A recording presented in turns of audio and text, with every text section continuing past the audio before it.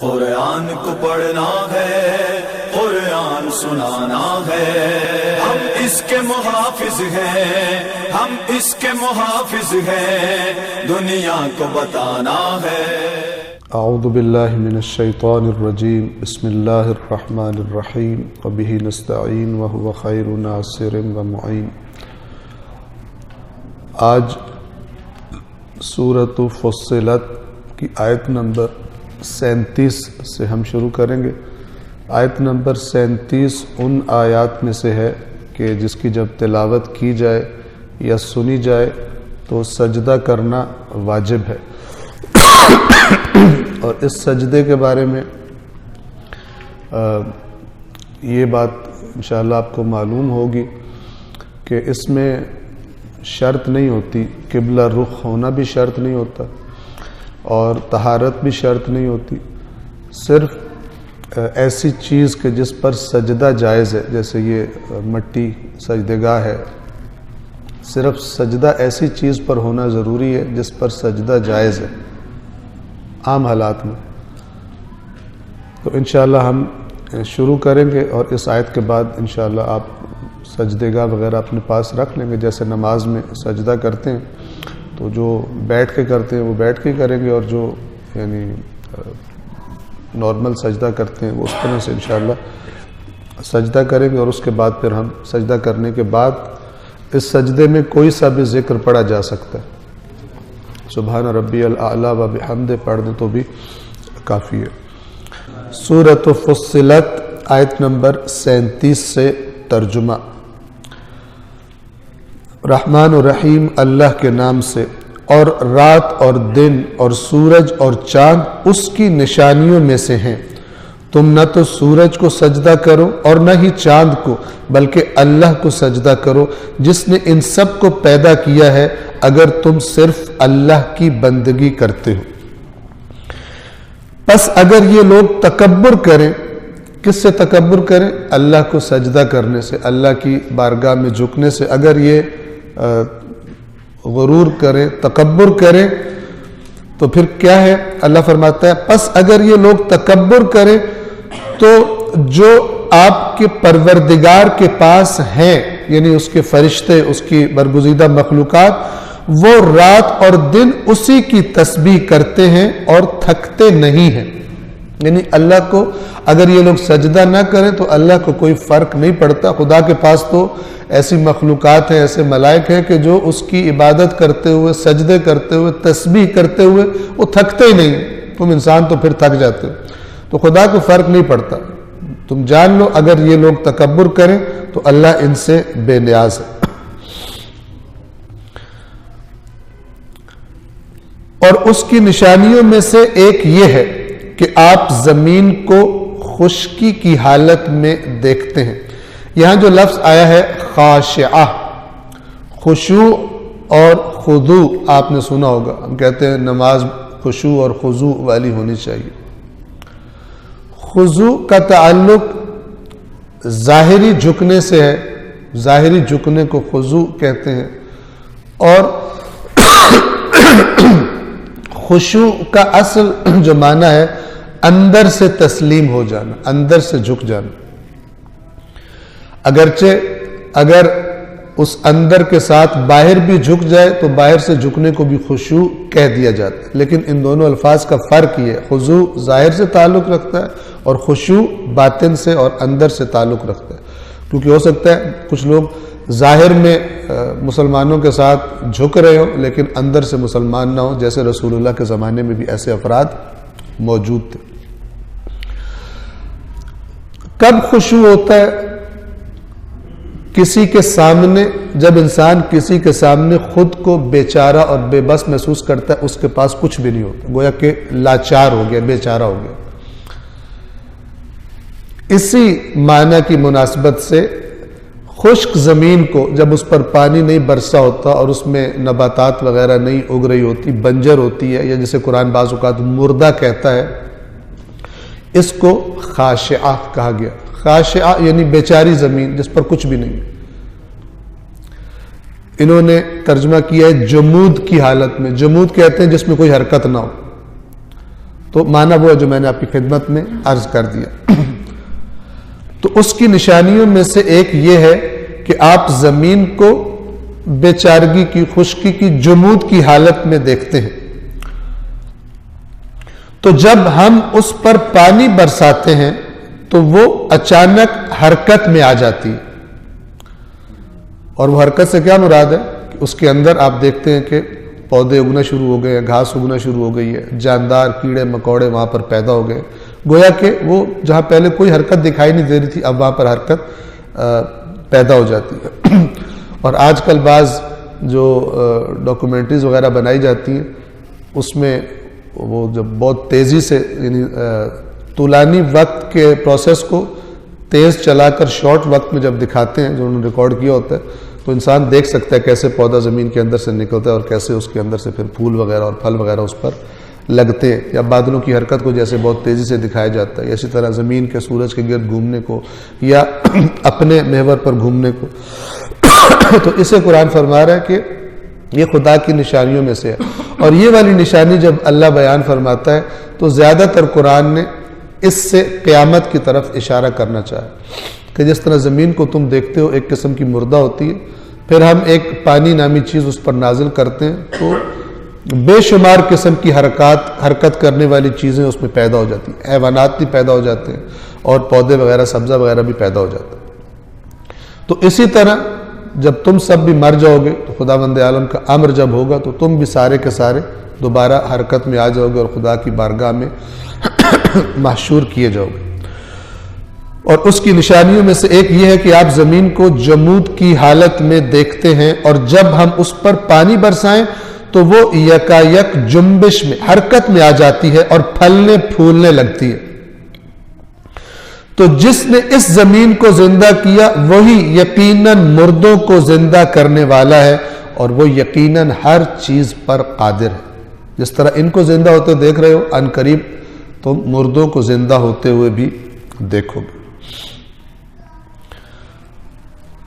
اس کے بعد پھر قرآن مجید، اس سورہ میں قرآن پر بہت فوکس کیا گیا، قرآن کی اہمیت کو، نام ہی اس کا فصلت، تفصیل بیان کر دی گئی جن آیات کی۔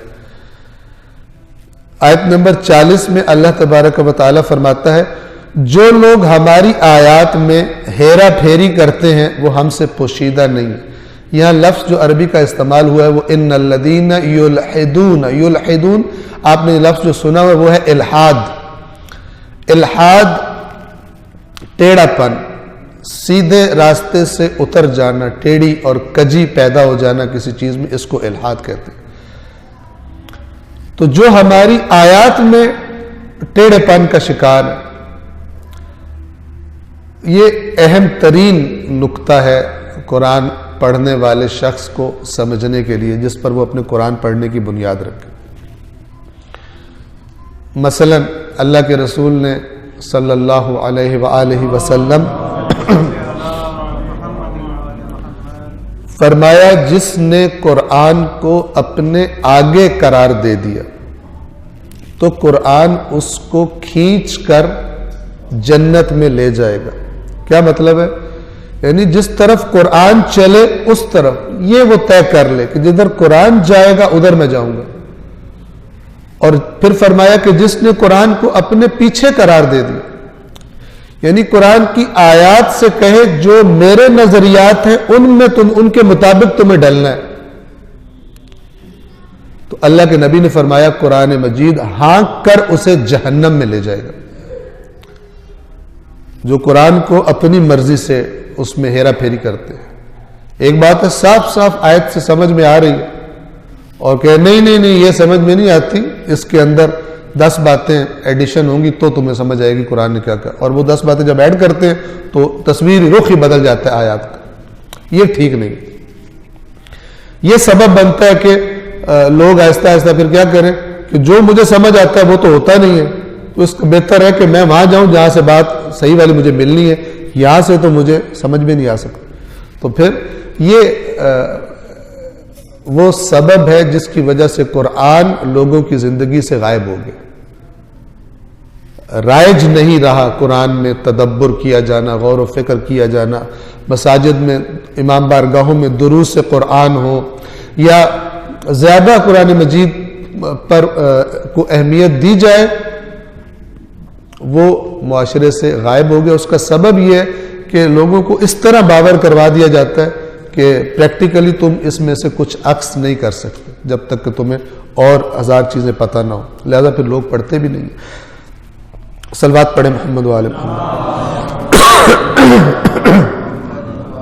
اب اللہ کا لب و لہجہ چیک کریں، قرآن کی آیات میں جو ہیرا پھیری کرتے ہیں، اور یہ بکثرت آج کل پائے جاتے ہیں، دکھائی اس کو دیتے ہیں جس نے قرآن دیکھا ہو، ورنہ دکھائی بھی نہیں دیتے، میک اپ بہت اچھا کیا ہوتا ہے، پہچانے نہیں جاتے۔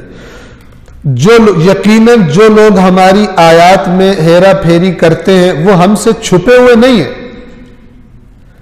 بھلا کیا وہ شخص جو جہنم میں ڈالا جائے گا بہتر ہے یا وہ جو قیامت کے دن امن کی حالت میں حاضر کیا جائے گا؟ یعنی جو قرآن کی آیات میں ہیرا پھیری کرتا ہے اس کا نتیجہ جہنم ہے، اور جو نہیں کرتا وہ حالت امن میں اللہ اسے امن فراہم کرے گا، اور وہ بڑے امن و امان کے ساتھ قیامت کے دن حاضر کیا جائے گا، اسے کوئی خطرہ نہیں ہوگا، جسے قرآن فرماتا ہے لا خوف علیہم ولا هم یحزنون۔ لیکن جو قرآن کی آیات میں اپنے مطلب نکال رہے ہوتے ہیں، نہ جو قرآن کہہ رہا ہوتا ہے، فرمایا کیا وہ جو جہنم میں ڈالا جائے گا وہ بہتر ہے جو امن و امان کے ساتھ آئے۔ پھر اللہ فرماتا ہے اعملوا ما شئتم، جو تمہارا جی چاہے عمل کرتے رہو، یقیناً جو کچھ تم کر رہے ہو اللہ اس کو خوب دیکھ رہا ہے۔ جو تمہارا جی ہے جب تک مہلت ہے کرتے رہو۔ جو لوگ اس ذکر کا انکار کرتے ہیں جب وہ ان کے پاس آ جائے، حالانکہ یہ تو عزیز کتاب ہے۔ توجہ فرمائیں، ان الذین کفروا بالذکر لما جاءہم، یقیناً وہ لوگ جنہوں نے اس ذکر کا انکار کر دیا، اس کو ماننے سے، اس کو نہیں مانا انہوں نے، اس پر عمل نہیں کیا انہوں نے، ان کے ساتھ کیا ہوگا اس کا جواب اللہ نے دیا، چونکہ اوپر والی آیت میں بتا چکا ہے جہنم میں پھینکوں گا۔ جو ماننے سے انکار کر دے یا کہے نہیں میں اس کو اپنی مرضی سے اس کی مطلب نکالوں گا، اپنے نظریات پہ اسے فٹ کروں گا۔ اس آیت میں خدا نے نہیں کہا جنہوں نے کفر کیا اس ذکر کا ان کا انجام کیا ہوگا، چونکہ بتایا جا چکا اور وہ واضح ہے۔ لیکن جو آیت کا دوسرا حصہ ہے وہ بہت توجہ کرنے والا ہے، فرمایا وَإِنَّهُ، اور یقیناً یہ قرآن لَكِتَابٌ عزیز، یہ ایسی کتاب ہے جو عزیز ہے۔ عزیز اللہ کی صفت ہے، اور میں آپ کو کئی بار اس کا معنی بتا چکا ہوں۔ عزیز اسے کہتے ہیں جس پر کوئی غالب نہ آ سکے، جس کو کوئی جھکا نہ سکے، جسے کوئی مجبور نہ کر سکے، یعنی جو بھی اس سے ٹکرائے گا اسے جھکنا پڑے گا۔ تو اللہ فرما رہا ہے کہ یہ کتاب عزیز ہے، یعنی کوئی بھی نظریہ، کوئی بھی فکر، کوئی بھی بات اس سے ٹکرائے گی وہ ختم ہو جائے گی، یہ نہیں جھکے گا۔ اللہ کی کتاب کی بات نہیں جھکے گی کسی کے آگے، باقی باتوں کو جھکنا پڑے گا۔ اور اسی وجہ سے اہل بیت اطہار کے جو قرآن سے کبھی جدا نہیں ہو سکتے، انہوں نے فرمایا وہ جانتے تھے کہ ان کے زمانے میں لوگ ان کے نام پر جھوٹ بولا کرتے تھے۔ رسول اللہ کے اپنے زمانے میں اتنا لوگوں نے جھوٹ بولنا شروع کیا رسول اللہ کے بارے میں کہ اللہ کے نبی نے مسجد نبوی میں کھڑے ہو کے خطبہ دیا اور فرمایا میرے نام پر کثرت سے لوگ جھوٹ بول رہے ہیں، تو یاد رکھو جس نے جان بوجھ کر مجھ پر جھوٹ باندھا اس نے اپنا ٹھکانہ جہنم میں بنایا۔ کیوں؟ اس لیے کہ میرے نام پر لوگ اس پر عمل شروع کر دیں گے اور وہ گمراہ ہو جائیں گے۔ وہ سمجھ رہے ہو گے ہم ہدایت پر۔ جو دین میں اپنے پاس سے بات گھڑ کے ڈالتا ہے وہ کس طرح ڈالتا ہے؟ کبھی کہتا ہے امام نے فرمایا، کبھی کہتا ہے رسول اللہ نے فرمایا، اور ابھی تو چونکہ ان کو پتہ ہے قرآن لوگ پڑھتے نہیں ہیں، آیت کے نام پہ جھوٹ بول دیتے ہیں۔ میرے اپنے فون پر کسی شخص کا میسج آیا اور اس میں لکھا ہوا تھا اللہ قرآن میں یوں فرماتا ہے، جو کہ آیت تھی نہیں قرآن میں، لیکن وہ سورہ ملک میں اللہ یوں فرماتا ہے۔ تو میں نے اسے واپس میسج کیا، میں نے کہا جو سورہ ملک موجودہ قرآن میں ہے اس میں تو یہ آیت نہیں ہے، بلکہ پورے قرآن میں یہ نہیں ہے۔ آپ پر حضرت جبرائیل تازہ نازل ہوئے تو مجھے بتائیے کہ یہ آیت کہاں سے آئی۔ تو پھر وہ صاحب سٹپٹا گئے, پتہ نہیں کتنوں کو اور آگے بھیج چکے تھے ثواب کی خاطر. تو پھر مجھے کہتے ہیں میں نے آپ کو اسی لیے بھیجی تھی تاکہ آپ چیک کر کے بتا دیں, حالانکہ اس لیے نہیں بھیجی تھی. تو یہ حالت قرآن کے ساتھ بھی اور حدیثوں کے ساتھ تو اس سے بھی حالت بدتر. لوگ اپنے عجیب و غریب قسم کے مقاصد پورے کرنے کے لیے مولا علی کے نام سے کال رومانٹک سا لکھ کر اس کو چلا دیتے ہیں تاکہ کسی کی ناراضگی ختم ہو جائے, منسوب مولا علی سے کر دیتے ہیں. اس قدر پستی کا شکار انسان ہو چکے.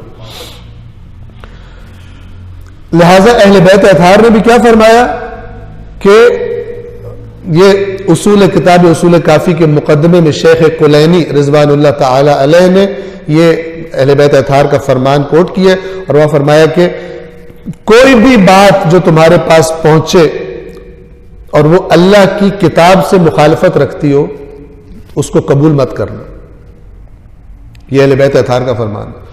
اور یہ باور کیجیے اگر یہ فرمان نہ بھی موجود ہو تب بھی ایسا ہی ہے, اس لیے کہ قرآن مجید کا ہمیں یقین ہے کہ شروع سے لے کے آخر تک یہ اللہ نے اس کو محفوظ رکھا ہوا ہے اور یہ قیامت تک ہدایت کی کتاب ہے. تو باقی باتیں سب اس کے ذیل میں آئیں گی, اس کے سائے میں ان کو دیکھا جائے گا, اس کی سائے کی جگہ میں کہوں اس کی روشنی میں اس باقی چیزوں کو دیکھا جائے گا. اور اہل بیت اطہار ہمیں بتا دیا گیا ہے کہ وہ قرآن مجید سے کبھی بھی جدا نہیں ہوتے, یعنی کبھی بھی قرآن کی مخالفت میں بات نہیں کریں گے. وہ قرآن کی گہرائی بتاتے ہیں, تفسیر کرتے ہیں اور نکات کا اضافہ کرتے ہیں, لیکن قرآن کا معنی چینج نہیں کرتے کہ قرآن کا لفظ کچھ اور کہہ رہا ہو اور اس کا معنی ہی کچھ اور بتا دیں. گویا کہ قرآن عربی میں بھی نازل نہیں ہوا, ایک کوڈ لینگویج میں نازل ہوا ہے, کوڈ زبان میں. تو کوڈ تو صرف پھر چند افراد کے درمیان ہوتا ہے, باقی پبلک کے لیے نہیں ہوتا. جبکہ قرآن نے فرمایا ھذا بیان للناس, یہ انسانوں کے لیے, لوگوں کے لیے بیان ہے, ایسا نہیں ہے کہ یہ کوڈ لینگویج میں نازل ہوا. تو یہ ساری کی ساری وہ باتیں جو میں تاکید اس لیے کرتا ہوں کہ جن باتوں کے ذہنوں میں آنے کی وجہ سے لوگوں نے قرآن کو چھوڑ دیا کہ اس سے یہ کوئی پڑھنے کی کتاب ہے ہی نہیں, کیونکہ سمجھ میں نہیں آ سکتی. صلوات پڑھیے محمد والے. وَإِنَّهُ لَكِتَابٌ عَزِيزٌ, اور یقیناً یہ کتاب عزیز ہے, یعنی ہر نظریے پر یہ نظریہ غالب آئے گا, کسی نظریے کی وجہ سے اس کو چینج نہیں کیا جائے گا, کسی نظریے کو اس کے نظریات پر ترجیح نہیں دی جائے گی, کسی کی بات کو اس سے زیادہ سچا نہیں سمجھا جائے گا. یہ عزیز کا مطلب یہ ہے کہ جو خود اللہ تبارک و تعالیٰ کی بھی صفت ہے, اللہ نے اپنی کتاب کی بھی یہ صفت بیان کی. اور فرامین اہل بیت میں واضح طور پر ائمہ کے فرامین میں یہ حدیث موجود ہے کہ قرآن کو, توجہ فرمائے, قرآن کریم کو باقی کلاموں پر وہی فضیلت حاصل ہے, وہی برتری حاصل ہے جو اللہ کو اپنی مخلوقات پر حاصل ہے. خدا کی کتنی برتری ہے اپنی مخلوقات پر, خدا کے کلام کو بھی باقی کلاموں پر, مخلوقات کے کلام پر وہی برتری حاصل ہے. اور یہ واضح بات ہے. حالانکہ یہ کتاب عزیز کتاب ہے. عزیز کا معنی میں نے آپ کی خدمت میں عرض کر دیا. باطل نہ تو سامنے سے اس کے اندر آ سکتا ہے اور نہ پیچھے سے, یعنی آگے پیچھے کوئی جگہ اس میں ایسی نہیں ہے کہ اس کے اندر باطل داخل ہو جائے, نہیں داخل ہو سکتا. یہ حکمت والے اور قابل حمد ذات کی طرف سے نازل کی گئی ہے. یعنی اللہ اب اس کتاب کی عظمت بیان کرنے کے لیے بتا رہا ہے کہ نازل کس نے کی ہے. حکیم, جس کا ہر کام کمال دانائی پر مشتمل ہوتا ہے. حکمت یعنی دانائی, کوئی اس کا کام لغو, کم فائدہ, بے فائدہ نہیں ہوتا. اس ذات کی طرف سے یہ تمہاری طرف آئی ہے. حمید, جو صاحب حمد ہے. اور اس میں یہ حمید لفظ لانے میں ایک اشارہ یہ ہے کہ حمد کب کی جاتی ہے کہ جب کوئی اپنے اختیار سے کسی پر احسان کرے, نیکی کرے, اچھا کام کرے.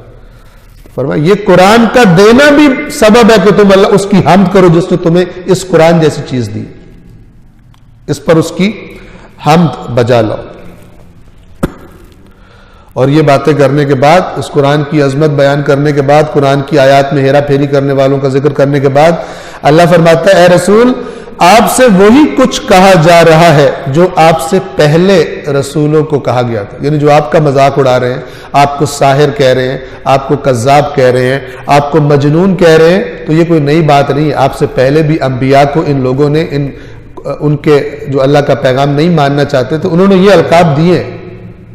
آپ کی مخالفت کوئی آپ پہلے نہیں ہے جس کی مخالفت ہو رہی، آپ پہلے نہیں جس کا مذاق بنایا جا رہا ہے. آپ سے وہی کچھ کہا جا رہا ہے جو آپ سے پہلے رسولوں سے کہا گیا. آپ کا رب یقیناً مغفرت والا بھی ہے اور دردناک عذاب دینے والا بھی. کیا مطلب؟ یعنی یہ دو صفات ہیں. جو آپ کی بات مانیں گے تو اللہ تعالیٰ ان کے لیے مغفرت والا بھی ہے، اور جو نہیں مانیں گے تو آپ کا رب پھر دردناک عذاب دینے والا بھی. یہ دونوں صفات موجود ہے اس میں. اور اگر ہم اس قرآن کو عجمی زبان میں قرار دیتے تو یہ لوگ کہتے کہ اس کی آیات کو کھول کر بیان کیوں نہیں کیا گیا. یہاں پر بھی لفظ ہوا ہے. پھر یہ کہتے لولا فصلت آیاتہ، چونکہ عربی بیان میں قوی ترین زبان ہے، لہذا شروع میں کیا فرمایا تھا؟ کتاب فصلت آیاتہ قرآنا عربیا لقوم یعلمون. یہ ایک ایسی کتاب ہے جس کی آیات کو تفصیل سے بیان کر دیا گیا، قرآن عربی علم رکھنے والوں کے لیے. تو یہاں پر قرآن مجید فرما رہا ہے کہ اگر ہم اس کو عربی کے علاوہ کسی اور میں نازل کرتے تو اے رسول تیری قوم کو ایک اور بہانہ مل جاتا. کہتے یہ تو اس کی باتیں تو سمجھ میں ہی نہیں آتی کیونکہ یہ ہے بہانے بنانے والے، تو ہم نے ان کو ان کی زبان میں نازل کیا تاکہ یہ بہانہ بھی ان کے پاس نہ رہے. اب توجہ سے سنیے گا. یہ کہتے اعجمی و عربی، یعنی یہ لوگ آپ سے کہتے ہم قوم عربی اور کتاب عجمی، یہ کیا ہو گیا؟ یہ بہانہ بنا لے. اب آگے خداوند تعالیٰ فرماتا ہے کہ اے رسول کہہ دیجئے یہ کتاب ایمان لانے والوں کے لیے ہدایت ہے اور شفا ہے. ہدایت ہے اور شفا ہے. اس شفا سے کیا مراد ہے؟ پہلی مراد جو قرآن نے خود بتائی ہوئی ہے، فرمایا ہے شفاء لما فی الصدور، جو سینوں کے اندر کی باطنی بیماریاں ہیں، گمراہی ہے، اللہ کی نافرمانی ہے، گناہ، ان کی شفا ہے. اگرچہ آیات قرآن سے جسمانی امراض کے لیے بھی اللہ کے کلام کی برکت سے اس کی تاثیر ہوتی ہے، لیکن بنیادی طور پر شفا کس کے لیے ہے؟ جو انسان کے اندر سے گمراہی کی بیماری کو، چونکہ اللہ نے کیا فرمایا؟ فی قلوبہم مرض، ان کے دلوں میں مرض ہے. یہ دلوں میں مرض ہے سے مراد یہ نہیں ہے کہ کوئی دل کی جو نالی ہے وہ بند ہو گئی، اس میں کوئی کلاٹ آ گیا، یا کوئی کولیسٹرول مثلا زیادہ ہو گیا اور دل مثلا صحیح کام نہیں کر رہا، یہ مسئلہ نہیں ہوتا. فی قلوبہم مرض، یعنی ان کے دلوں میں منافقت کا مرض ہے، ان کے دلوں میں خرابی کا مرض ہے، ہیرا پھیری کرتے. تو اللہ فرما رہا ہے کہ یہ بہانے بناتے ہم تو عربی ہیں، قرآن عجمی کیوں آیا؟ اللہ فرما رہا ہے عربی عجمی کی بات نہیں ہے. جو ایمان لانا چاہتے ہیں، جن کے دلوں میں ایمان ہے، ان کے لیے یہ ہدایت ہے، شفا ہے. اور اس کی تفسیر بیان کیا گیا ان کی زبان کوئی بھی ہو، جو ہدایت کے طالب ہیں وہ پہنچ جائیں گے اس طرح. اور آج آپ دیکھ لیں کہ یہ بات یاد رکھیے، جب انسان کسی چیز کا حقیقت میں طالب ہوتا ہے تو وہ چیز اس کی زبان میں نہ بھی ہو تب بھی لوگ زبان بھی سیکھ لیتے ہیں. ہمارے زمانے میں، ہمارے معاشرے میں انگریزی زبان، انگلش سیکھنا، بولنا اور پڑھنا، اس کو بہت زیادہ امپورٹنس، اہمیت دی جاتی. کیوں؟ اس لیے کہ انسان سمجھتا ہے، اور ہوتا بھی ایسا ہی عام طور پر، کہ جس کو انگلش آتی ہے وہ پڑھا لکھا سمجھا جائے گا، وہ بڑا برتر کاؤنٹ کیا جائے گا. اور انگلش والا کہتا ہے مجھے انگلش آئے گی تو میں دنیا سے کمیونیکیٹ کر سکتا ہوں، میں دنیا سے چیزیں پڑھ سکتا ہوں، انٹرنیٹ سے صحیح طرح استفادہ کر سکتا ہوں، دوسرے ممالک میں جو کام ہو رہا ہے اس کو صحیح طرح دیکھ سکتا ہوں. یہ بات حق ہے، سیکھنی چاہیے. کیوں سیکھتا ہے انسان ایک وہ زبان کے جو جس کے سیکھنے کے لیے اس کو زحمت کرنی پڑے گی؟ ادارے بن گئے پورے پورے، اس لیے کہ ڈیمانڈ لوگوں میں پائی جاتی ہے، خواہش پائی جاتی ہے کہ مجھے یہ زبان سیکھنی۔ تو اس آیت میں بھی جو ایک میسج چھپا ہوا ہے کہ جو ایمان کی تلاش میں، ہدایت کی تلاش میں ہیں، ان کے لیے عربی عجمی کا فرق نہیں ہے، وہ پہنچ جائیں گے، ڈھونڈ لیں گے، وہ محنت کر لیں گے اس کے لیے۔ جیسے دنیا حاصل کرنے کے لیے محنت کر لیتے ہیں، تو جس کو ہے کہ میری 40-50 سالہ اچھی زندگی کرنے کے لیے انگلش میرے لیے ضروری ہے، تو وہ یہ نہیں سوچتا کہ اگر اس کو یقین ہے کہ میری ابدی زندگی جس میں کوئی موت کا تصور نہیں ہے وہ اللہ کا دین سیکھنے پر ڈیپینڈ کرتی ہے، تو عربی کوئی ایسی بڑی مشکل بات نہیں ہے۔ صلوات پڑھیے محمد والے۔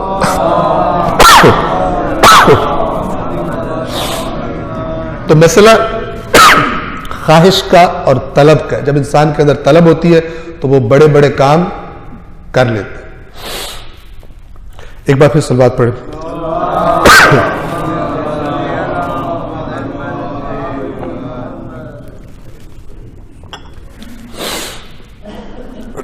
اے رسول کہہ دیجئے یہ کتاب ایمان لانے والوں کے لیے ہدایت اور شفا ہے، اور جو ایمان نہیں لاتے ان کے کانوں میں بھاری پن ہے، یعنی ان کو عربی بھی سمجھ نہیں آتی۔ یہ آپ کی قوم عربی ہے، آپ عربی بول رہے ہیں اور یہ عربی بھی نہیں سمجھ رہے ہیں لیکن رویہ ایسا ہے جیسے سمجھے نہیں۔ اور جو شروع میں قرآن نے کہا تھا، یہ کہتے ہیں ہم تو بہرے ہیں۔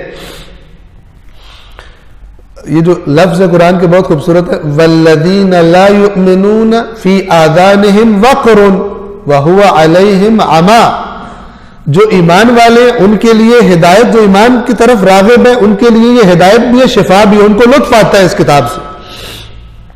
اور جو ایمان نہیں لانا چاہتے، جن کے اندر یہ خواہش نہیں ہے، وہ ان کے کانوں میں بھی بھاری پن ہے، گویا کہ ان سنتے ہی نہیں ہیں، اور یہی کتاب ان کے لیے اندھا پن ہے، اور اندھے ہو جاتے ہیں۔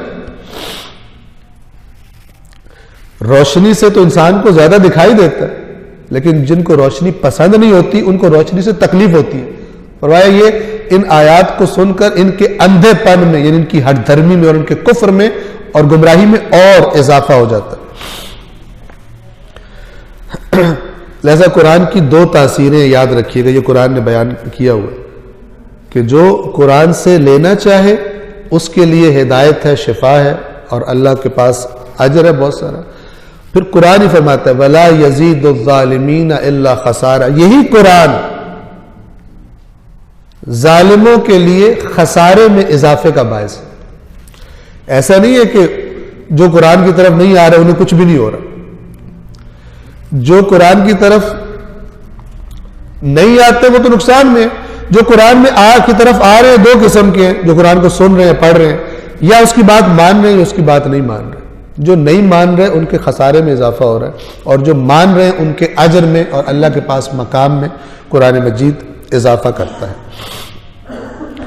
جو ایمان نہیں لاتے ان کے کانوں میں بھاری پن ہے، یعنی بہرا پن، اور وہ یعنی قرآن ان کے لیے اندھا پن ہے۔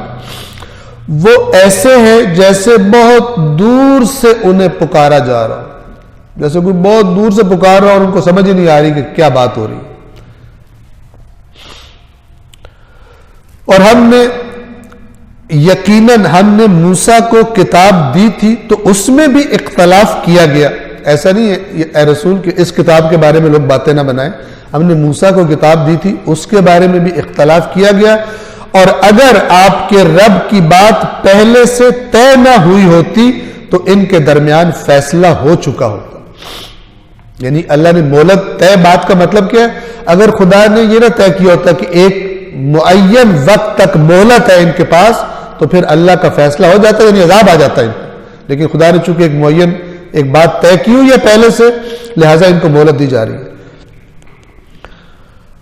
اور وہ یقیناً اس قرآن کے بارے میں شبہ پیدا کرنے والے شک میں پڑے ہوئے ہیں۔ شکن ایک ہوتا ہے عام شک، ایک ہے شکن مریب۔ یہ وہ شک ہے کہ جو دوسروں تک بھی انسان اس کو آگے لے کے جاتا ہے، خود تو ہے ہی ہے وہ تو تردد میں پڑا ہوا ہے، دوسروں کو بھی گمراہ کرتا ہے، دوسروں کو بھی شک و شبے میں ڈالتا ہے. تو فرمایا کہ یہ اس قرآن کے بارے میں اس شبہ ڈالنے والے تردد اور شک کا شکار، یعنی خود بھی گمراہ ہے اور دوسروں کو بھی قرآن مجید کے بارے میں گمراہ کرتے، دوسروں کو بھی قرآن مجید کے بارے میں تردید کا شکار کر دیتے. آپ دیکھیں کہ اللہ نے کتنی زیادہ اس قرآن مجید پر زور دیا اور امت نے اس قرآن سے دور جانے میں کتنا کمال دکھایا. اس کے باوجود آپ پورے قرآن میں وہ آیات دیکھیں جس میں اللہ نے صرف قرآن کا ذکر کیا، اپنے قرآن کی تعریف کی اور کہا یہ میں نے بھیجا ہے، حکیم، حمید، عزیز، سب کچھ کہا. پھر بھی یہ قرآن آج دیکھیں مسلمانوں کی زندگیوں میں کتنا ہے.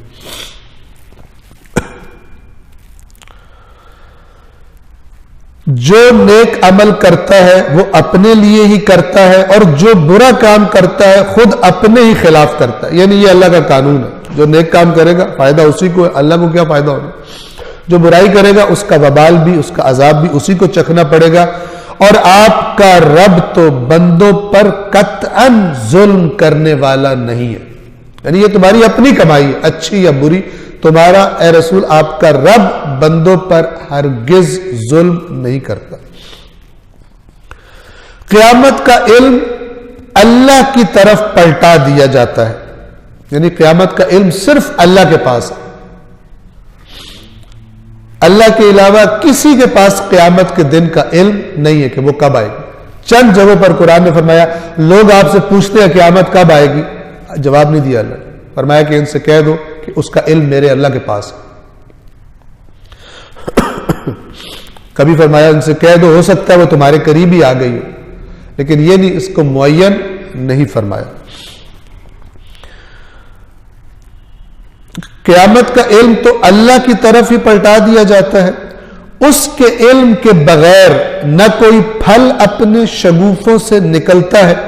آپ نے دیکھا ہوگا پھل پر پہلے ایک کور چڑھا ہوتا ہے جس کے اندر سے پھر وہ دوبارہ وہ چیز، سب سے پہلے جب پھل نے بننا ہوتا ہے تو ایک اس کا شگوفہ ہوتا ہے جس کے اندر سے پھر وہ اصل چیز باہر نکلنا شروع ہوتی ہے. اس کے علم کے بغیر نہ کوئی پھل اپنے شگوفوں سے نکلتا ہے اور نہ کوئی مادہ حاملہ ہوتی ہے اور نہ جنتی ہے، یعنی سب چیزیں اس کے علم میں.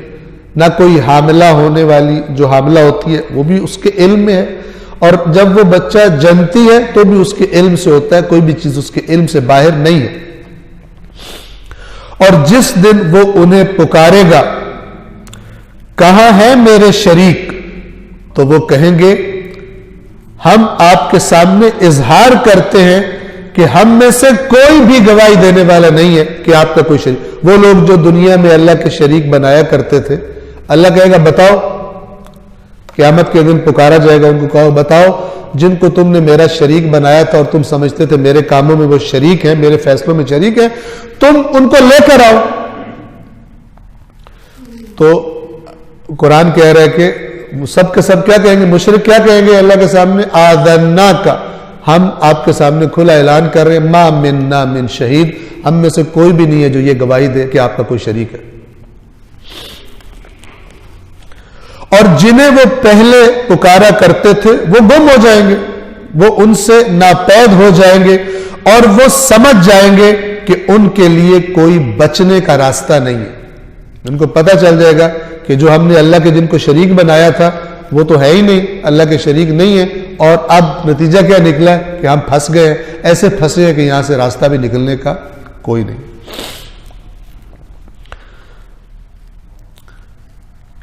اب اس کے بعد اگلی آیات میں انسان کی کیفیت بیان کی جا رہی ہے کہ انسان اپنے فائدے کے لیے دعائیں مانگتا ہوا نہیں تھکتا. جب انسان نے کوئی اللہ سے فائدہ لینا ہو، کہیں کام پھنس جائے اس کا، تو دعا پر دعا تھکتا ہی نہیں.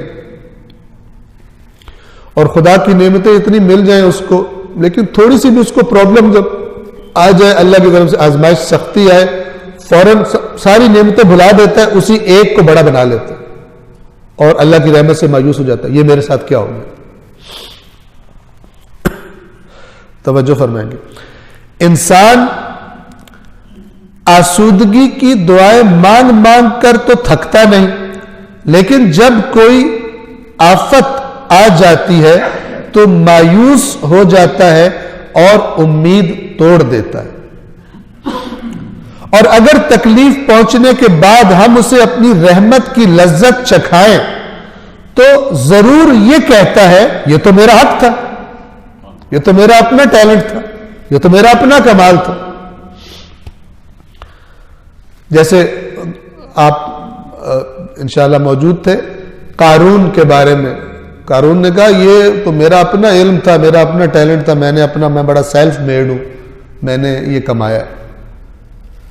مومن کیا کہتا ہے؟ جو بھی اچھائی آئے تو سب سے پہلے کہتا ہے الحمدللہ, سب حمد اللہ کی ہے, میں اس قابل نہیں تھا جو خدا نے مجھے دے دی, میں تو اللہ کے سامنے فقیر ہوں.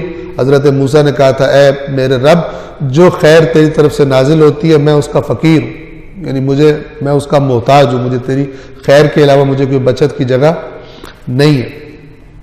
لیکن جس کے دل میں ایمان کم ہوتا ہے وہ اپنے آپ کو کچھ سمجھنا شروع ہو جاتا ہے. اور یاد رکھیے یہ اللہ پر ایمان, اللہ کی توحید پر ایمان ایسی چیز ہے جو انسان کے اندر تکبر, کہ اپنے آپ کو کچھ سمجھے, یہ اس پودے کو بڑھنے نہیں دیتی, اس بیج کو پودا نہیں, درخت نہیں بننے دیتی, کیونکہ اس کی فوراً توجہ خدا کی طرف جاتی ہے اور اسے پتا ہوتا ہے کہ میری اوقات کتنی ہے اللہ کے سامنے اور میں کتنا ضعیف اور کمزور ہوں. وہ تکبر نہیں کرتا. لیکن غیر مومن اگر تکلیف پہنچنے کے بعد ہم اسے اپنی رحمت کی لذت چکھائیں تو ضرور کہتا ہے یہ تو میرا حق تھا. اور اگلی بات سنیں, اور مجھے گمان نہیں ہے کہ قیامت آئے گی. یعنی یا تو زبان سے کہتا ہے, کیوں؟ اس لیے کہ اپنی مرضیاں کر, نعمتیں ملنے کے بعد انسان نے پھر اللہ کی نافرمانی آٹومیٹکلی لوگوں میں آ جاتی, خدا کی نافرمانیاں کرتا, کہتا پتہ تو چلے میرے پاس پیسہ ہے, پیسے سے میں خود نہیں بہت مستی کروں گا تو پھر اس پیسے پہ کون وہ کرے گا. خدا کی نافرمانیاں جب کرنے کے لیے جاتا ہے تو وہاں پر اپنے آپ کو ایک جھوٹی تلقین کرتا ہے تسلی دینے کے لیے, پتہ نہیں قیامت آنی ہے یا نہیں آنی. سورۃ القیامہ قرآن مجید میں ہے, وہاں فرمایا لا اقسم بیوم القیامہ, میں قسم کھاتا ہوں قیامت کے دن کی. اللہ فرما رہا ہے تم کہتے ہو آنی نہیں ہے, وہ آنی وہ اتنی امپورٹنٹ ہے کہ میں اس کی قسم کھا رہا ہوں. میں قسم کھاتا ہوں قیامت کے دن کی. ولا اقسم بالنفس اللوامہ, اور میں قسم کھاتا ہوں اس آواز کی جو تمہارے اندر جب تم برائی کرتے ہو تمہیں برا بھلا کہتی ہے, تم نے غلط کام کیا ہے, وہ چھوٹی سی قیامت میں نے تمہارے اندر لگائی ہوئی ہے, میں بڑی قیامت بھی کرنے والا ہوں. ولا اقسم بالنفس اللوامہ ایحسب الانسان ان لن نجمع عظامہ, کیا انسان نے یہ گمان کر لیا کہ ہم اس کی ہڈیوں کو جمع نہیں کریں گے دوبارہ؟ بلا, ہرگز تمہاری سوچ غلط ہے, کریں گے. قادرین علی ان نسوی بنانا, ہم تو وہ قدرت بھی رکھتے ہیں کہ تمہارے یہ جو فنگر پرنٹس ہیں قیامت کے دن وہ بھی ہم ویسے کے ویسے بنا دیں گے جیسے دنیا میں تمہارے فنگر پرنٹس ہوا کرتے تھے. بلا قادرین علی ان نسوی بنانا, ہمارے اندر یہ قدرت ہے, لیکن ہم تمہیں سبب بتاتے ہیں, تم کیوں قیامت کو جھٹلاتے ہو. بل یرید الانسان لیفجر امامہ, انسان چاہتا ہے کہ اپنی غلط حرکتوں کے لیے آگے سے رکاوٹیں دور کرتا جائے, اور چونکہ قیامت رکاوٹ ہے, میں پکڑا جاؤں گا, میرا حساب ہوگا, تو پھر اپنے آپ کو کہتا ہے قیامت تو آنی نہیں. یسأل ایان یوم القیامہ, پھر سوال کرتا ہے کب آئے گی قیامت. یہ کب آئے گی یہ پوچھنے کے لیے نہیں ہے, انکار کرنے کے لیے. اتنے عرصے سے کہا جا رہا ہے قریب ہے قریب ہے, کب آ رہی, کس نے دیکھی ہے قیامت. پھر اللہ تعالیٰ فرماتا ہے فَإِذَا بَرِقَ الْبَصَرُ وَخَسَفَ الْقَمَرُ وَجُمِعَ الشَّمْسُ وَالْقَمَرُ يَقُولُ الْإِنسَانُ يَوْمَئِذٍ أَيْنَ الْمَفَرُ, جس دن آنکھیں چندھیا جائیں گی اور چاند کو گرہن لگ جائے گا اور سورج اور چاند لپیٹ لیے جائیں گے, اس دن انسان کہے گا کوئی بھاگنے کی جگہ ہے. کلا لا وزر, آج کوئی بھاگنے کی جگہ نہیں. الی ربک یومئذ المستقر, آج ٹھکانہ بس تیرے رب کے پاس ہے, اس کے پاس سے تو کہیں اور بچ کر نہیں جا سکتا, آج تجھے اس کے پاس حاضر ہونا ہے. یہ قیامت کا انکار جو ہے, وما اظن الساعۃ قائمۃ, یہاں بھی خدا فرما رہا ہے, کہتا ہے کہ میں گمان نہیں کرتا کہ قیامت آنے والی ہے. ایک تو یہ کہتا ہے, اور پھر کیا کہتا ہے, اور اگر میں اپنے رب کی طرف پلٹایا بھی گیا تو میرے لیے اللہ کے ہاں یقیناً بھلائی بھلائی, ہر طرف سے اپنے لیے کام فٹ کیا ہو. کیا کہتا ہے؟ اللہ نے مجھے دیا ہے نا، اللہ کی رحمت کرم ہے نا مجھ پر، جس نے یہاں کرم کیا ہے وہ وہاں بھی کرم کرے. امام کیا فرماتے ہیں کہ اگر کوئی چیز تجھے خدا سے قریب کر رہی ہے وہ نعمت ہے، اگرچہ تجھے اچھی نہ لگ رہی ہو، تو اسے مصیبت سمجھ رہا ہو. اور اگر کوئی چیز تجھے خدا سے دور کر رہی ہے تو وہ اگرچہ تجھے بہت اچھی لگ رہی ہو، وہ نعمت نہیں ہے، وہ آزمائش ہے، وہ عذاب ہے، کیونکہ عذاب کی طرف لے جائے گی. یہ فارمولہ دیا اہل بیت نے. تو جس کے پاس یہ فارمولہ اہل بیت اطہار کا، وہ کس کو نعمت کہے گا؟ جس کی وجہ سے خدا کے قریب جا رہا ہے. اگر دیکھتا ہے میرا مال مجھے اللہ سے دور لے کے جا رہا ہے تو پھر وہ الرٹ ہو جائے گا اور مال کا نشہ اس کو آؤٹ آف کنٹرول نہیں ہونے دے گا. جیسے امام صحیفہ کاملہ میں کیا فرماتے ہیں کہ خدایا میں صحت کی حالت میں تیرا زیادہ شکر کروں یا بیماری کی حالت میں تیرا زیادہ شکر کروں؟ اس لیے کہ صحت کی حالت میں میرا بدن تیری عبادت کے لیے، تیری اطاعت کے لیے زیادہ میرے ساتھ تعاون کرتا ہے، زیادہ اطاعت کر سکتا ہوں، اور بیماری کی حالت میں میں اپنے آپ کو اور زیادہ تیرا محتاج پاتا ہوں کہ جب میرا بدن بھی میرا ساتھ نہیں دے رہا ہوتا تو کس نعمت پر تیرا زیادہ شکر ادا کروں؟ اس طرح سے دیکھتے ہیں صحت کو بھی، اور ہمیں بیماری ہو تو دعائیں، اور صحت ملے تو نافرمانی ہے. فقیر ہو تو دعائیں اللہ رزق میں برکت دے دے، اور جیسے ہی پیسہ پاس آیا پھر کا پیسہ آ گیا تو پھر اللہ نے دیا تو پھر دنیا کو پتہ تو چلے میرے پاس آیا، میری چیزیں ایسی. تو یہ کہتا ہے کہ اول تو میرا گمان نہیں ہے قیامت آئے گی، ایک. دوسرا اگر آ بھی گئی، جس نے یہاں کرم کیے ہم پر وہ وہاں پر بھی ہمیں کرم ہی کرے گا. یہ نظریات اللہ تبارک و تعالیٰ نے جو خدا کی نافرمانی کرتے ہیں ان کی زبان سے قرآن مجید کا حصہ بنا دیا ان کو. اور اگر میں اپنے رب کی طرف پلٹایا بھی گیا تو میرے لیے اللہ کے ہاں یقیناً، یعنی شک ہی نہیں ہے، بھلائی اپنے پاس سے گھڑ کر. پھر اللہ فرماتا ہے کفار کو ان کے اعمال کے بارے میں ضرور ہم بتا کر رہیں گے کہ وہ کیا کچھ کرتے رہے. اللہ انہیں کہہ رہے کافر، ہم ان کو بتا کر رہیں گے اور انہیں بدترین عذاب چکھا کر رہیں گے. اور جب ہم انسان کو نعمت سے نوازتے ہیں تو وہ منہ پھیرتا اور اکڑ جاتا ہے. اسی نعمت کی وجہ سے اپنے آپ کو کچھ سمجھتا ہے اور ہمارے سامنے اکڑ جاتا ہے، نافرمانی کرتا ہے. اور جب اسے تکلیف پہنچتی ہے تو وہ لمبی لمبی دعائیں مانگنا شروع ہو جاتا ہے. یہ دو حالتیں اللہ نے بیان کی. اچھا مومن کون ہے؟ صحیح مومن کون ہے؟ جو دونوں حالتوں میں اللہ سے رابطہ صحیح رکھتا ہے. اور ٹریک سے اترا ہوا کون ہے کہ جب خرابی ہوتی ہے کہیں اللہ کے پاس، اور جب خدا دیتا ہے تو شیطان کے پاس. اس کی دو جگہ ہے جانے کی. جب آرام میں ہو تو شیطان کی محفل، اور جب سختی میں ہو تو اللہ کی محفل. مومن سختی میں ہو یا آسانی میں ہو اس کی محفل اللہ کی محفل ہوتی ہے، اور اس کی زندگی اللہ کے حکم کے سائے میں گزرتی ہے. تو ہم دیکھ لیں اپنے معاشرے میں کہ کیا ہوتا ہے. جب ہمارے پاس کچھ ہو تو ہماری کیفیت کیسی ہوتی ہے، اور جب کوئی مصیبت آئے تو آیا کیفیت فرق ہو جاتی ہے. صلوات پڑھیے محمد وعلی محمد. اے رسول کہہ دیجئے، یہ تو بتاؤ کہ اگر یہ اللہ کی طرف سے ہوا، یہ قرآن جو میں تمہیں سنا رہا ہوں، اگر یہ کفار سے کہا جا رہا ہے تم نے دیکھا اس بات کو، ذرا دیکھو تو صحیح، بتاؤ تو صحیح، اگر یہ اللہ کی طرف سے ہو اور پھر تم اس کا انکار کر دو تو اس شخص سے بڑھ کر گمراہ اور کون ہوگا جو اس کی مخالفت میں دور تک نکل جائے. یعنی اگر یہ تم سمجھو، اگر یہ اللہ کی طرف سے ہوا اور تم اس کی مخالفت کرو، تمہاری حالت کیا ہوگی؟ کس کی مخالفت کی ہے تم نے اس کائنات کی سب سے طاقتور ہستی کے سامنے تم اکڑ گئے ہو. اور یہاں پہ یہ اگر کس لیے کہا گیا ہے کہ تم تو دوسری طرف کہہ رہے ہو نا یہ اللہ کا کلام نہیں ہے، تم مجھ پر الزام لگا رہے ہو میں نے اپنے پاس سے گھڑ لیا. تم ایک یہ والی سائڈ پر بھی غور کر کے دیکھو کہ اگر یہ اللہ کا ہی ہوا تو تمہاری حالت کیا ہو جائے گی؟ کس کی مخالفت میں تم پکڑے جاؤ گے؟ کس کی مخالفت میں تم اتنی دور تک جا رہے ہو؟ اور آیت نمبر 53 میں اللہ فرماتا ہے ان قریب ہم انہیں اپنی نشانیاں آفاق کے عالم میں بھی دکھائیں گے اور خود ان کی ذات میں بھی دکھائیں گے. یعنی انسان اپنے اندر بھی ہماری نشانیاں ان قریب دیکھے گا، اور اپنے سے باہر آسمانوں کی دور اپنی لمبی لمبی ریسرچز میں اور اپنے علم کے دور آفاق میں بھی ہم ان قریب انہیں اپنی ایسی نشانیاں دکھائیں گے، یہاں تک کہ یعنی اتنا دکھائیں گے یہاں تک کہ ان پر واضح ہو جائے گا کہ یہ حق تھا۔ اب یہاں حق سے مراد اللہ برحق ہے یا اللہ کی بات برحق ہے؟ ایک ہی بات، یہ قرآن برحق تھا، خدا کے نبی برحق تھے، اللہ کی ذات برحق تھی۔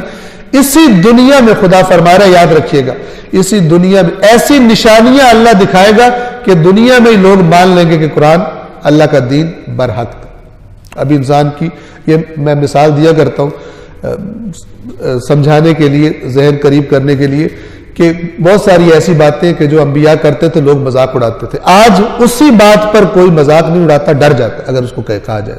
مثلا یہی کیمرہ، اللہ کے نبی کہتے تھے کہ تم جو کچھ کر رہے ہو ریکارڈ کیا جا رہا ہے، لوگ ان کا مذاق اڑاتے کہتے تھے میں جو میں نے اندھیروں میں کیا فلان کی۔ لیکن آج اگر کوئی کہے جو تم نے کل حرکت کی ہے نا جہاں تم گئے ہوئے تھے فلان، وہ ریکارڈ ہو گیا، آج کوئی نہیں ہنسے گا، بلکہ آج اپنے اس کام کی نوعیت کے مطابق چہرے کا رنگ زرد پڑ جائے گا کہ جو جیسا کام کیا ہوگا اتنا پھر انسان ڈر بھی جائے گا۔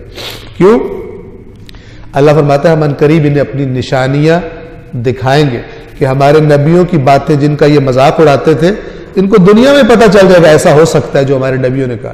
اور ابھی انسان بہت پیچھے ہے، ابھی تو بچپنا ہے انسان کا، یہ جو انسان کی ترقی ہے یہ اللہ کی طرف اس کو لے کے جا رہی ہے، اگرچہ انسان کہے کہ ترقی کی وجہ سے انسان خدا سے دور ہو رہے ہیں، لیکن یہ کائنات چونکہ اس کی بنائی ہوئی ہے، بالآخر یہ کائنات بھی اسے اللہ کے دروازے پر جا کر پہنچا کے چھوڑی۔ صلوات پڑھیں محمد والے محمد۔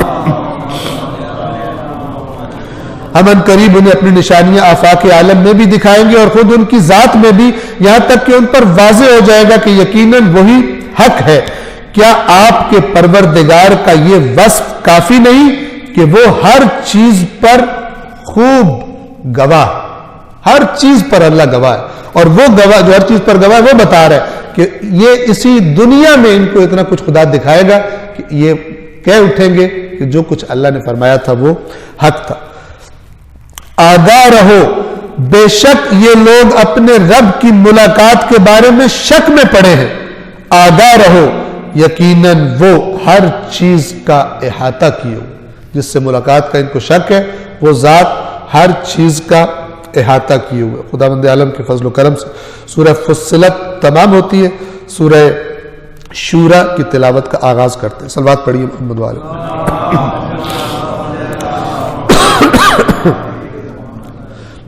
سورہ شورا کا ترجمہ آغاز سے، رحمان و رحیم اللہ کے نام سے، حامیم عین سین قاف۔ اسی طرح آپ کی طرف اور آپ سے پہلوں کی طرف بڑا غالب آنے والا حکمت والا اللہ وہی بھیجتا رہا ہے۔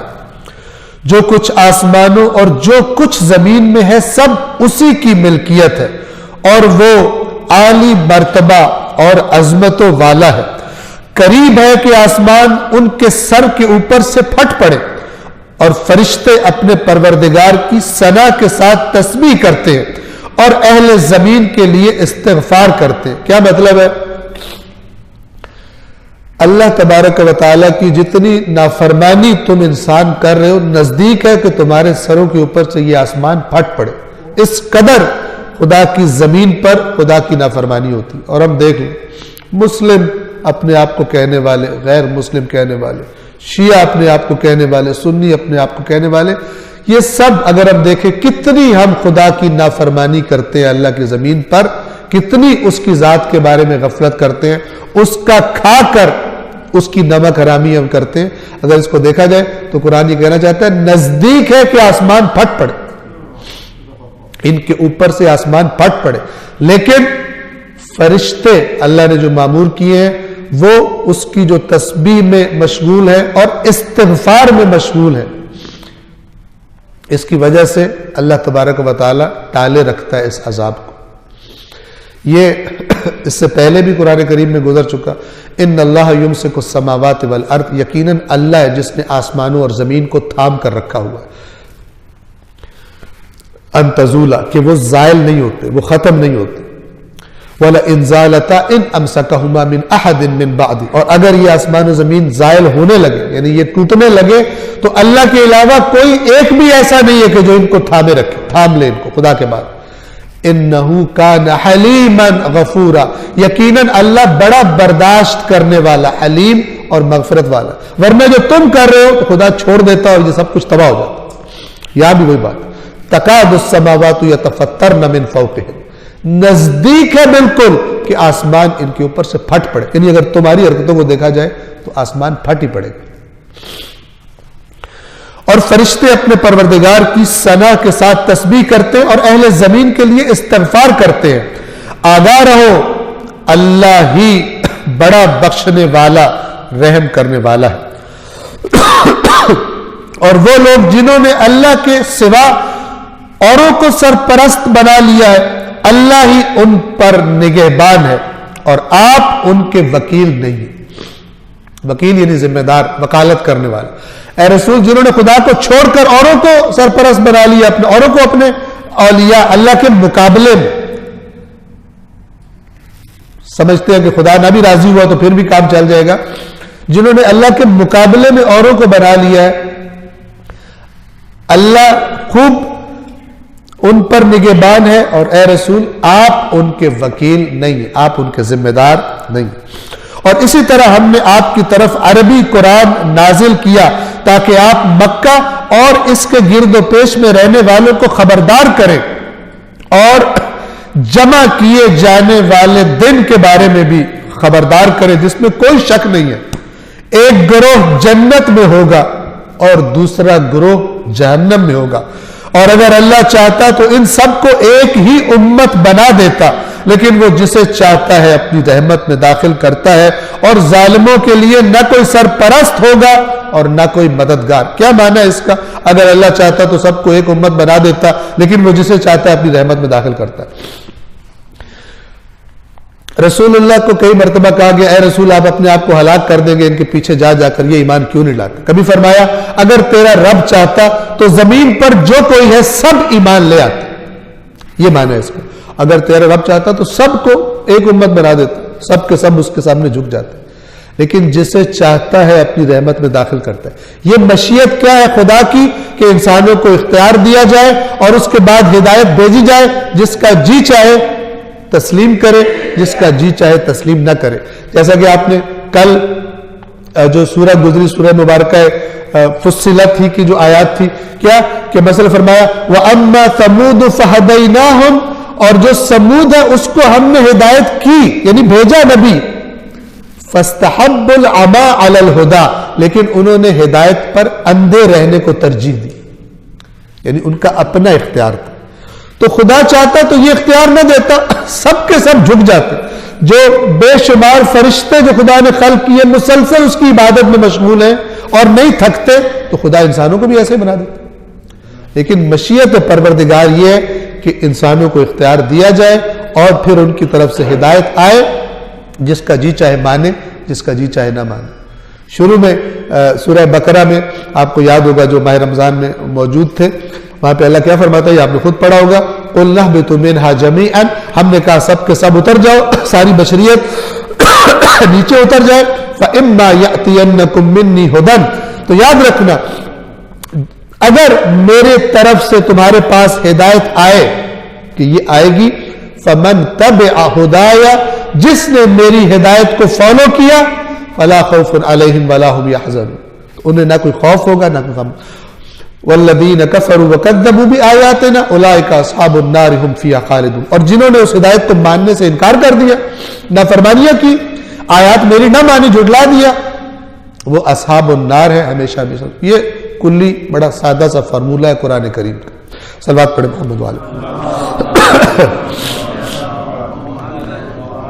لیکن جسے چاہتا ہے اپنی رحمت میں داخل کرتا ہے. اور اسی کی وضاحت یہ آیت اگر غور کرے تو خود یہ آیت سے بات واضح ہو جاتی ہے.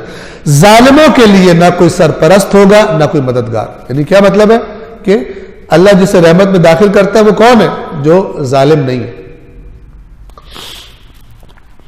اور یہ نقطہ بھی ذہن میں آگے بتا دوں، خدا نے سورہ جمعہ میں کیا فرمایا کہ جن کو ہم نے تورات دی تھی انہوں نے تورات کو نہیں رکھا صحیح طرح جو حق بنتا تھا اس کا، ان کی مثال اس گدھے کی طرح جس پر قیمتی علم کی باتوں والی کتابیں لاد دی جائے لیکن گدھا گدھا ہوتا ہے۔ وہاں پر اللہ فرماتا ہے بئس مثل القوم الذین کذبوا بآیات اللہ، کتنی بری مثال ہے، یعنی گدھا ایک بہت ہی حماقت کے لیے کتنی بری مثال ہے اس قوم کی جس نے اللہ کی آیات کو جھٹلا دیا۔ وہاں پہ فرمایا واللہ لا یہدی القوم الظالمین، اللہ ظالم قوم کی ہدایت نہیں کرتا۔ وہ ظلم سے مراد کون سا ظلم ہے؟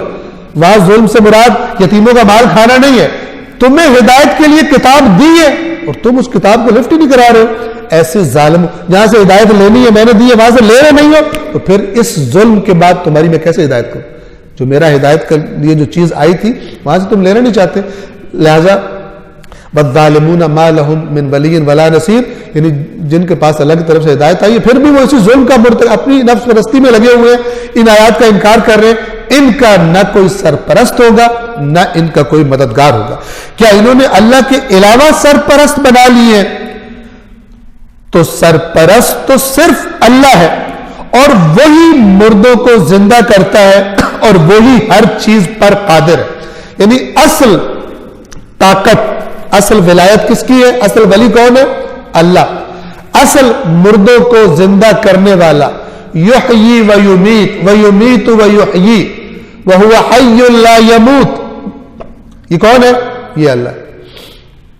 اللہ کے علاوہ سب کو موت آنی، کل نفس ذائقۃ الموت۔ رسول پاک کے بارے میں قرآن مجید نے فرمایا، آپ نے سنا انک میت و انہم میتون، اے رسول آپ بھی میت ہیں، یعنی آپ کو بھی موت آنی ہے اور ان کو بھی موت آئے گی۔ یعنی یہ جو اس دنیا سے انتقال کا جو مرحلہ ہے جسے موت کہا جاتا ہے، موت فنا نہیں ہے، یہ انک میتون، اے رسول آپ بھی میت، یعنی آپ پر بھی یہ مرحلہ آنے والا ہے، وانہم میتون۔ اور یہ جو آپ کے مخالف ہیں، یہ جو کہہ رہے ہیں کہ اس کے مرنے کے بعد کوئی اس کا کام نہیں لے گا، یہ بھی مریں گے اور سب کے سب اللہ کی بارگاہ میں حاضر کیے جائیں گے۔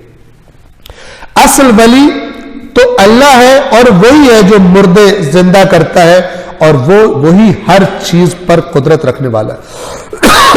اور تم جس بات میں اختلاف کرتے ہو اس کا فیصلہ تو اللہ ہی کی طرف سے ہوگا، اس کا حکم اللہ کے پاس ہے، وہی میرا پروردگار ہے، اسی پر میں نے بھروسہ کیا اور اسی کی طرف میں پلٹتا ہوں، اسی کی طرف میں رجوع کرتا ہوں۔ یہ قرآن مجید کی آیات نے اللہ کے نبی گویا تعلیم دی۔ دیکھیں ذالکم اللہ ربی، وہی اللہ میرا رب ہے، علیہ توکلت، اسی پر میرا توکل ہے، والیہ انیب، اور اسی کی طرف میں پلٹتا ہوں، رجوع کرتا ہوں۔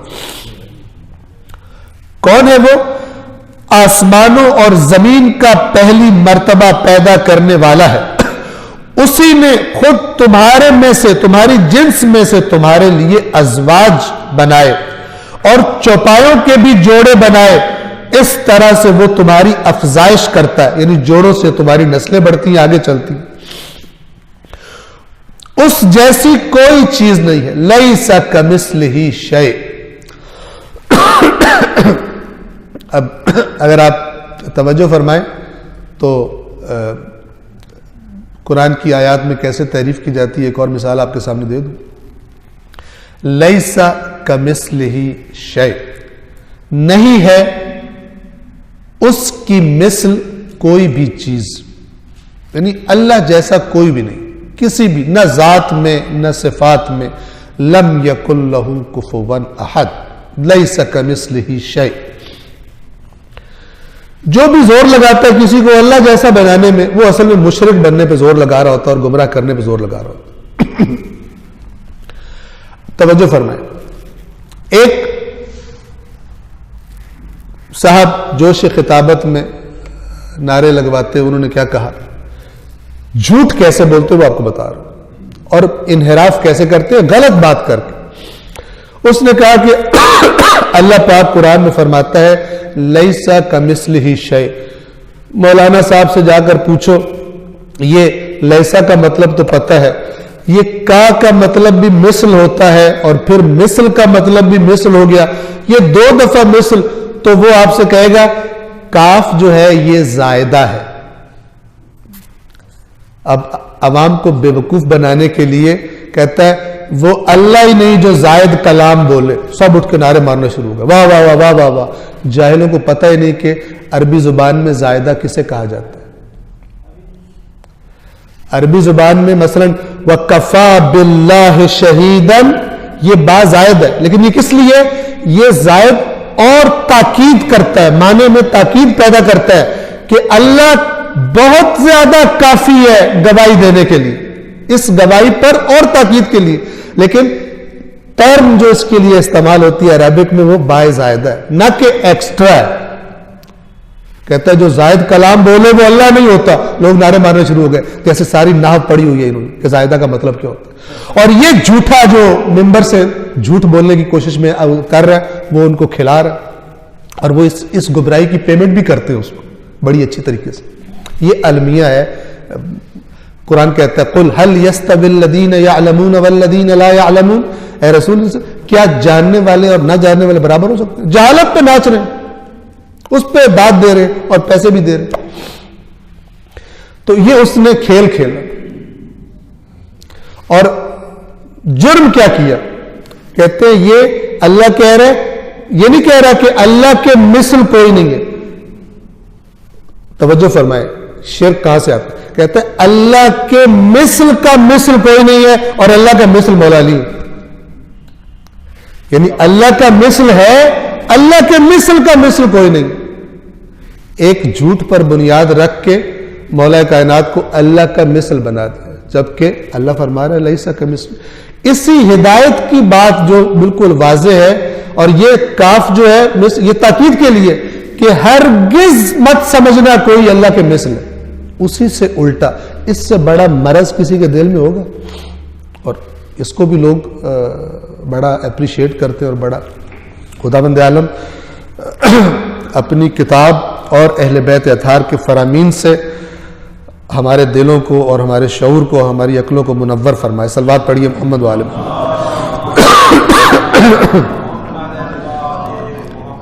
اس جیسی کوئی چیز نہیں، اور وہ خوب سننے والا دیکھنے والا ہے۔ آسمانوں اور زمین کی کنجیاں صرف اسی کی ملکیت ہے۔ کیا مطلب ہے؟ یعنی یہ آسمان و زمین جتنے خزانے ہیں، اس کا دینا نہ دینا، اس کا اصل مالک کون ہے؟ صرف اور صرف اللہ کی ذات ہے۔ وہ جس کے لیے چاہتا ہے رزق میں کشادگی کرتا ہے، اور جس کے لیے چاہتا ہے تنگی کر دیتا ہے۔ وہ یقیناً ہر چیز کا خوب علم رکھنے والا ہے۔ جس کا رزق کشادہ کر رہا ہے اس کا بھی علم رکھتا ہے، جس کا تنگ کر رہا ہے اس کا بھی علم رکھتا ہے، کرتا وہ ہے۔ اس نے تمہارے لیے دین کا وہی دستور معین کیا جس کا اس نے نوح کو حکم دیا تھا، اور جس کی ہم نے اے رسول آپ کی طرف وہی بھیجی ہے، اور جس کا ہم نے ابراہیم اور موسیٰ اور عیسیٰ کو حکم دیا تھا کہ اس دین کو قائم رکھنا اور اس میں تفرقہ نہ ڈالنا۔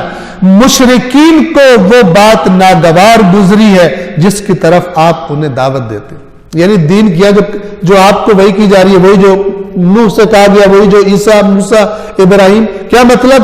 دین کی بنیاد وہی توحید ہے۔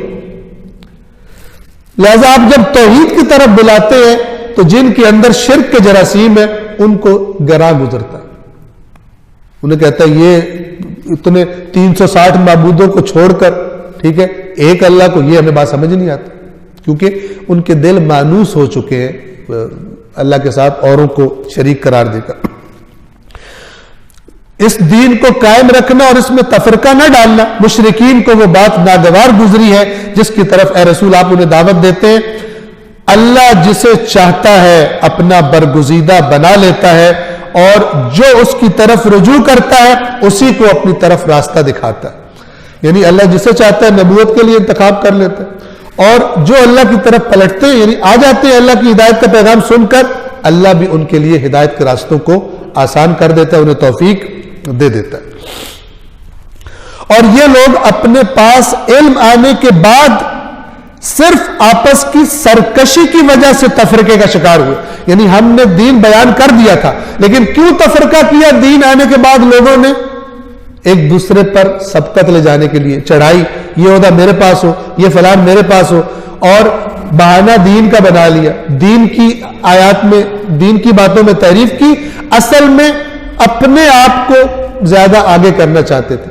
اسے اس سرکشی نے یہ سبب بنی کہ لوگوں نے دین میں تفرقے ڈالے، ورنہ دین میں تفرقہ جائز نہیں تھا۔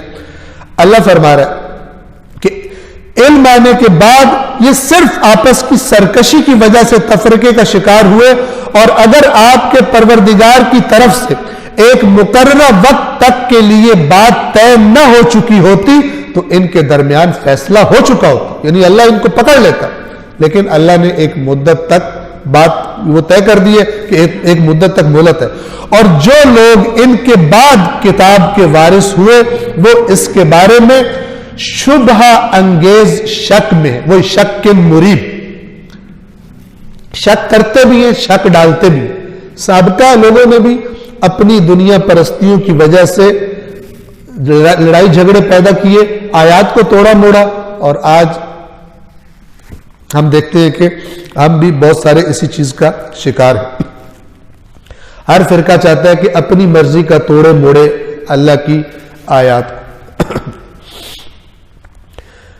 تو آج کے لیے جو آخری آیت نمبر 15 سورہ شورا کی، فرمایا یہ ساری باتیں کر کے یہ تفرقہ کر رہے ہیں، فلان کر رہے ہیں اہل کتاب، ہم نے آپ کی طرف وہی وحی کی ہے جو آپ سے پہلے انبیاء کی طرف کی تھی، بس آپ اسی کے لیے دعوت دیں، اے رسول آپ اسی اللہ کے دین کی طرف دعوت دیں، اور جیسا آپ کو حکم ملا ہے اسی طرح ڈٹ جائیں۔ یعنی اس میں کوئی، یہ جو آیت ہے وَاسْتَقِمْ كَمَا أُمِرْتَ، یہ پہلی دفعہ سورہ ہود میں آئی، اور وہاں اللہ کے نبی نے فرمایا اس نے مجھے بوڑھا کر دیا، یعنی اس آیت میں جو اللہ نے گویا طلب کیا مجھ سے وہ ایسے ہی ہے کہ جیسے، یا بوڑھا ہونے سے کیا مراد ہے کہ ایک جوان کے پاس کام کرنے کی طاقت زیادہ ہوتی ہے اور بوڑھا ناتوان ہوتا ہے، تو فرمایا کہ اتنا بڑا کام جس کے سامنے یعنی اسی نے مدد کرنی ہے، ورنہ مجھے لگ رہا ہے کہ جیسے پہلے طاقت زیادہ تھی اور اب میری طاقت مجھے کم لگ رہی ہے۔ یہ بالکل ایسا ہی ہے جیسے حضرت موسیٰ کو اللہ نے کہا کہ تجھے ہم نے چن لیا ہے، تو حضرت موسیٰ کے منہ سے پہلی بات کیا نکلی؟ رب اشرح لی صدری، اے پروردگار اتنا بڑا کام تو یہ بہت بڑی طاقت چاہیے، میرے سینے کو اور کھول دے، یعنی میری برداشت میں، میرے پوٹینشل میں، میری صلاحیات میں اضافہ کر، ورنہ کہاں فرعون اور کہاں میں اکیلا، کہاں وہ پورے لشکروں والا اور کہاں میں اکیلا، تو رب اشرح لی صدری، میرے سینے کو کھول دے۔ تو یہاں پر بھی وَاسْتَقِمْ كَمَا أُمِرْتَ، جس طرح بالکل جس طرح اللہ نے آپ کو امر دیا ہے اسی طرح استقامت کیجئے، کوئی کمپرومائز نہیں، کوئی لچک نہیں۔ اللہ کے نبی فرماتے تھے اس نے مجھے بوڑھا کر دیا،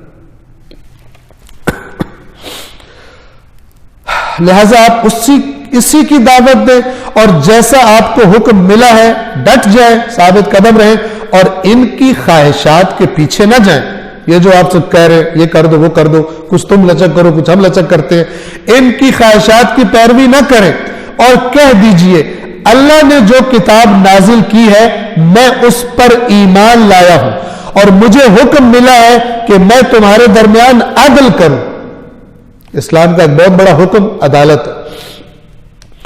اللہ ہمارا بھی رب ہے اور تمہارا بھی رب ہے، ہمارے اعمال ہمارے لیے، تمہارے اعمال تمہارے لیے، ہمارے اور تمہارے درمیان کوئی بحث نہیں ہے، ماننا ہے تو مانو، بات یہی ہے، اس پر کوئی کمپرومائز نہیں ہے، اگر تم یا مانو یا نہ مانو، تمہارے لیے تمہارے عمل، ہمارے لیے ہمارے عمل، وہ تمہارا بھی رب ہے وہ ہمارا بھی رب ہے، ہمارے اعمال کا بھی اسی نے فیصلہ کرنا ہے، تمہارے اعمال کا بھی اسی نے فیصلہ کرنا ہے، ہمارے اور تمہارے درمیان کوئی بحث نہیں ہے، اللہ ہی ہمیں جمع کرے گا، اور باز گشت بھی اسی کی طرف ہے، اسی کی طرف سب کو لوٹ کے جانا ہے۔